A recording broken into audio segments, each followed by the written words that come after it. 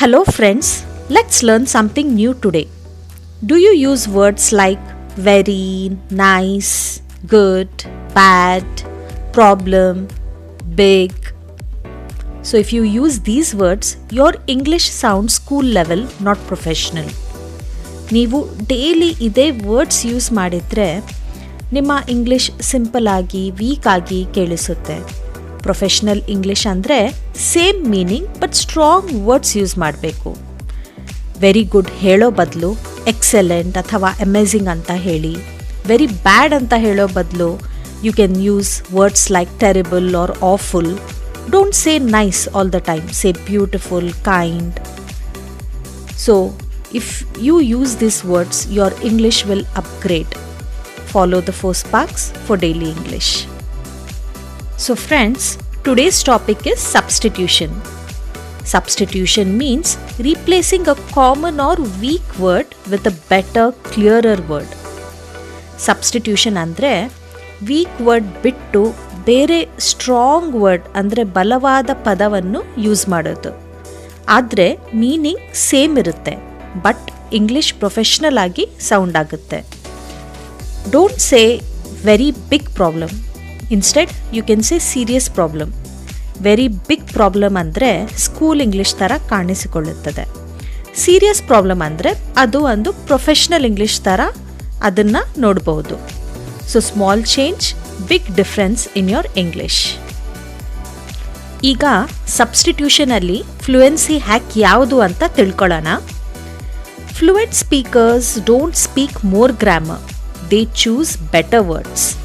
Fluency ಅಂದರೆ grammar ಜಾಸ್ತಿ ಬರೋದು ಅಲ್ಲ, right word right place use ಮಾಡೋದು ಅಷ್ಟೇ.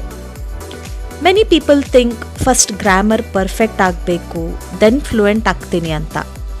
But truth is grammar helps, but word choice makes you fluent. So you can remember this formula. Weak word plus situation will give rise to a strong word. Instead of using simple words like very, good, bad, big, problem, look at the situation and choose a strong word. Very big problem ಹೇಳೋ ಬದಲು serious problem ಅಂತ ಹೇಳಿ. Same meaning ಇರುತ್ತೆ, but English sounds confident and professional. Fluency is not about long sentences, it's about smart words. Fluency ಅಂದರೆ show of ಅಲ್ಲ, clarity ಮತ್ತು right ವರ್ಡ್ಸ್ನ use ಮಾಡಬೇಕು. ನಾವ್ let's learn substitutions in extended and interesting version. ಈಗ ಒಂದು weak ಫ್ರೇಸ್ನ strong ವರ್ಡ್ಗೆ ಹೇಗೆ ಬದಲಾಯಿಸಬಹುದು ಅಂತ ಉದಾಹರಣೆಯೊಂದಿಗೆ ಕಲಿಯೋಣ. ಈಗ ವೀಕ್ ಫ್ರೇಸಲ್ಲಿ ವೆರಿ ನಾಯ್ಸಿ ಅಂತ ಇದೆ. So instead of very noisy, we can use a strong word, deafening. For example, the traffic was deafening. Next word is very clean. Very clean ಹೇಳೋ ಬದಲು spotless ಅಂತ ಹೇಳಿ. The room is spotless. Very dirty. So ಅದನ್ನ ಬದಲು ನಾವು strong word filthy ಅಂತ use ಮಾಡ್ಬೋದು. His shoes are filthy. Very bright.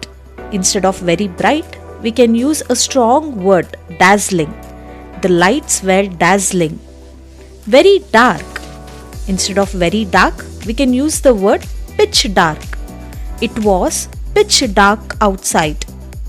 Very boring. Instead of very boring, use dull. The lecture was dull. Very interesting. Instead of this, we can use a word fascinating. The story was fascinating. Now, let's learn how to change the word good into strong English words with real life example. We use good everywhere, like good job, good food, good person, good movie. But one word, many situation. That's why your English sounds simple. So instead of saying only good, look at the situation. ಸಿಚುವೇಶನ್ನ ನೋಡಿ ಒಂದು ಬಲವಾದ ಪದವನ್ನು choose ಮಾಡಬೇಕು. Good food ಅಂತ ಹೇಳ್ತೀವಿ. Good food ಅಂತ ಹೇಳೋ ಬದಲು ಟೇಸ್ಟಿ, ಡೆಲಿಷಿಯಸ್ ಅಂತ ಹೇಳಬೇಕು. Good work. ಸೊ ವರ್ಕಲ್ಲಿ ಅದು ಒಂದು ಸಿಚುವೇಶನ್. ಸೊ ಗುಡ್ ವರ್ಕ್ ಹೇಳೋ ಬದಲು ಇಂಪ್ರೆಸಿವ್ ಅಂತ ಹೇಳ್ಬೋದು. ಇಂಪ್ರೆಸಿವ್ ಜಾಬ್, ಇಂಪ್ರೆಸಿವ್ ವರ್ಕ್ ಅಂತ ಹೇಳ್ಬೋದು. ಗುಡ್ ಎಕ್ಸಾಮ್, ಕಾಂಟೆಕ್ಸ್ಟಲ್ಲಿ ಎಕ್ಸಾಮ್ ಇರುತ್ತೆ, ಸಿಚುವೇಶನ್ ಎಕ್ಸಾಮ್ ಇರುತ್ತೆ, ಆವಾಗ ಎಕ್ಸಲೆಂಟ್ ಅಂತ ಹೇಳಿ. ಗುಡ್ ರಿಸಲ್ಟ್ ಅಂದರೆ ಸಕ್ಸಸ್ಫುಲ್ ಅಂತ ಒಂದು ಪದನ ಯೂಸ್ ಮಾಡ್ಬೋದು. Good behaviour, instead of that we can say polite. Good health, ಅದಕ್ಕೆ ಹೆಲ್ತಿ ಅಂತ ಹೇಳ್ಬೋದು. ದ ಫುಡ್ ಇಸ್ ಗುಡ್ ಅಂತ ಹೇಳೋ ಬದಲು ದ ಫುಡ್ ಇಸ್ ಡಿಲಿಷಿಯಸ್ ಅಂತ ಹೇಳಿ. He did a good job, he did an impressive job ಅಂತ ಯೂಸ್ ಮಾಡಿ. ನಾವ್ let's upgrade another common word bad.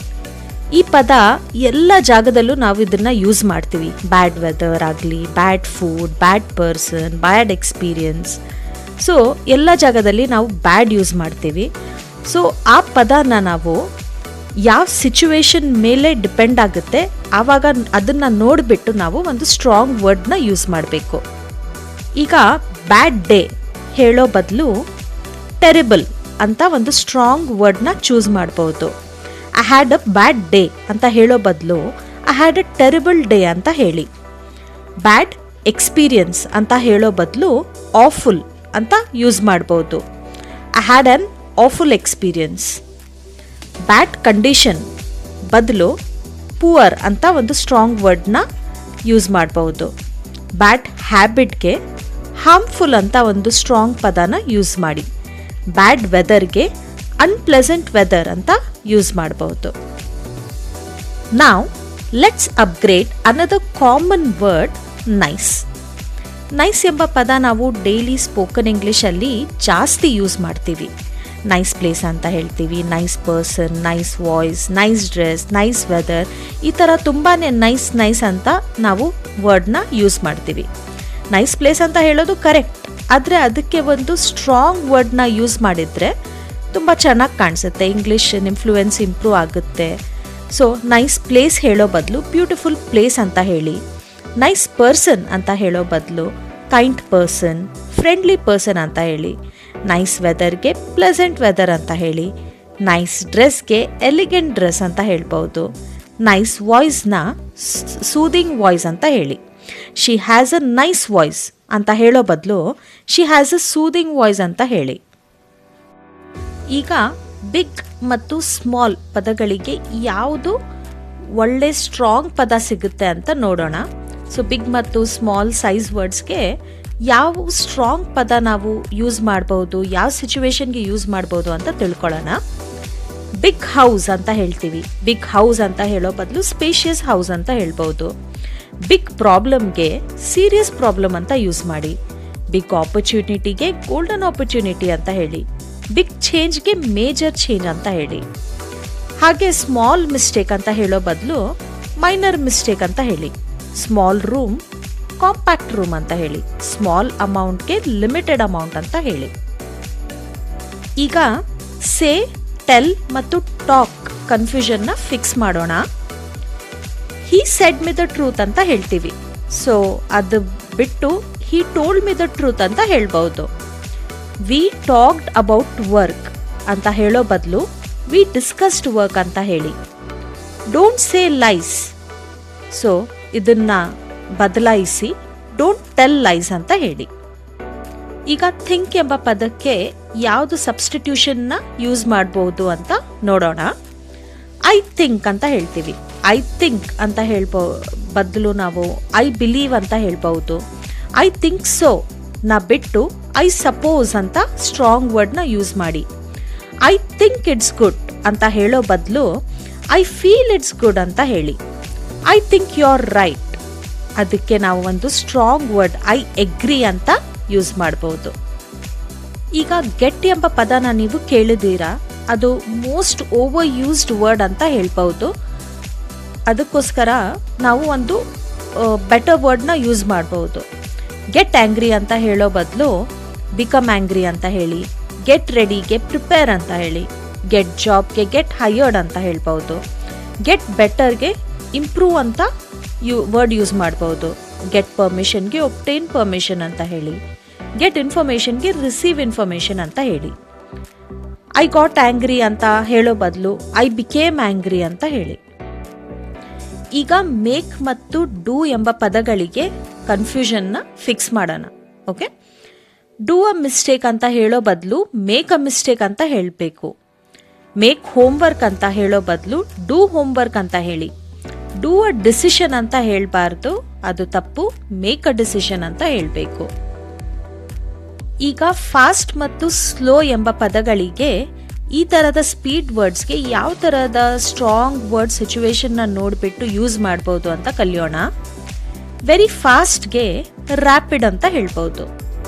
Fast ಲರ್ನರ್ಗೆ quick learner ಅಂತ ಹೇಳಿ. ವೆರಿ ಸ್ಲೋಗೆ ಸ್ಲಗ್ಗಿಶ್ ಅಂತ ಹೇಳಿ. ಸ್ಲೋ ರೆಸ್ಪಾನ್ಸ್ಗೆ ಡಿಲೇಡ್ ರೆಸ್ಪಾನ್ಸ್ ಅಂತ ಹೇಳ್ಬೋದು. ಈಗ ಇಮೋಷನ್ಸ್ ಎಂಬ ಸಿಚುವೇಶನ್ ಬಂದಾಗ ಯಾವ ತರಹದ ಸ್ಟ್ರಾಂಗ್ ವರ್ಡ್ನ ಯೂಸ್ ಮಾಡ್ಬೋದು ಅಂತ ತಿಳ್ಕೊಳ್ಳೋಣ. ಸೊ ಫಸ್ಟ್, ಹ್ಯಾಪಿ ಫ್ಯಾಮಿಲಿಗೆ ಯಾವ ಥರದ ವರ್ಡ್ಸ್ನ ಯೂಸ್ ಮಾಡೋಣ ಅಂತ ನೋಡೋಣ. ಹ್ಯಾಪಿ ಅಂತ ಒಂದು ವೀಕ್ ವರ್ಡ್ಗೆ ಗ್ಲ್ಯಾಡ್ ಅಂತ ಯೂಸ್ ಮಾಡಿ. ವೆರಿ ಹ್ಯಾಪಿಗೆ ಥ್ರಿಲ್ಡ್ ಅಂತ ಹೇಳಿ. ಕಾಮ್ಗೆ ರಿಲ್ಯಾಕ್ಸ್ಡ್ ಅಂತ ಹೇಳಿ. ಹ್ಯಾಪಿ ಆಫ್ಟರ್ ಲಾಂಗ್ ಟೈಮ್ಗೆ ರಿಲೀವ್ಡ್ ಎಂಬ ಸ್ಟ್ರಾಂಗ್ ವರ್ಡ್ನ ಯೂಸ್ ಮಾಡಿ. ಸ್ಯಾಡ್ ಫ್ಯಾಮಿಲಿ, ಈಗ ಸ್ಯಾಡ್ ಫ್ಯಾಮಿಲಿ ಬಗ್ಗೆ ಯಾವ ಥರದ ಸ್ಟ್ರಾಂಗ್ ವರ್ಡ್ನ ಯೂಸ್ ಮಾಡ್ಬೋದು ಅಂತ ತಿಳ್ಕೊಳ್ಳೋಣ. ಸ್ಯಾಡ್ ಅಂತ ಒಂದು ವೀಕ್ ವರ್ಡ್ ಬಂದಾಗ ಅಪ್ಸೆಟ್ ಅಂತ ಸ್ಟ್ರಾಂಗ್ ವರ್ಡ್ ಯೂಸ್ ಮಾಡಿ. ವೆರಿ ಸ್ಯಾಡ್ಗೆ ಹಾರ್ಟ್ ಬ್ರೋಕನ್ ಅಂತ ಯೂಸ್ ಮಾಡಿ. ಸ್ಯಾಡ್ ಮೂಡ್ಗೆ ಲೋ ಮೂಡ್ ಅಂತ ಹೇಳಿ. ಸ್ಯಾಡ್ ನ್ಯೂಸ್ಗೆ ಡಿಸ್ಟರ್ಬಿಂಗ್ ನ್ಯೂಸ್ ಅಂತ ಹೇಳ್ಬಹುದು.